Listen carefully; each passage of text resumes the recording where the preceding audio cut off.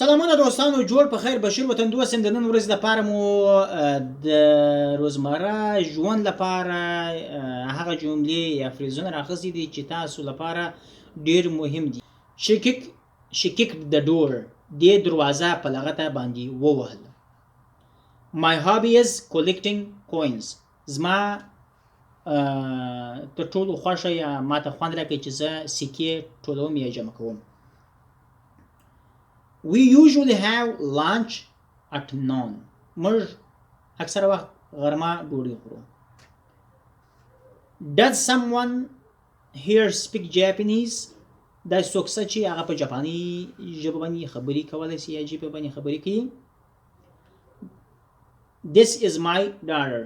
دا زما لور ده. I got married 8 years ago. 8 کاله مخکې ما واده کړی و. I slept 9 hours. زه 9 ساعته خوب کوم یا ویدېږم. Will you stay at home?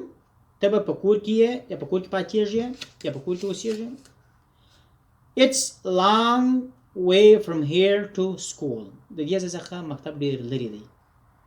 Let's open the window. راځئ کړکۍ یا راسئ کړکۍ خلاص کړو. My sister takes piano lesson twice a week.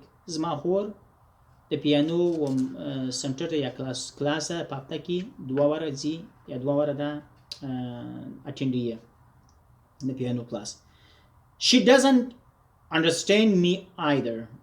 دا زما په خبرو باندې هم نه پوهېږي یا مثلا زما په هغه څه چې زه غواړم په هغه باندې دا نه پوهېږي، یعنې misunderstand زما ولګي د مابینځ دی. Why don't you come to the movies with me? ته زما سره ولې فلمو ته یا فلم لیدو ته نه ځې. His answer is different from mine. د ده جوابونه چې دي هغه فرق کوي زما د جوابو څخه. I will come with you. زه به ستا سره ولاړ سم یا ستا سره درسم. There is an orange on the table. د میز پر سر باندې نارنجان چې یو نارنج پروت دی. There is an orange on the table. I've got to go now.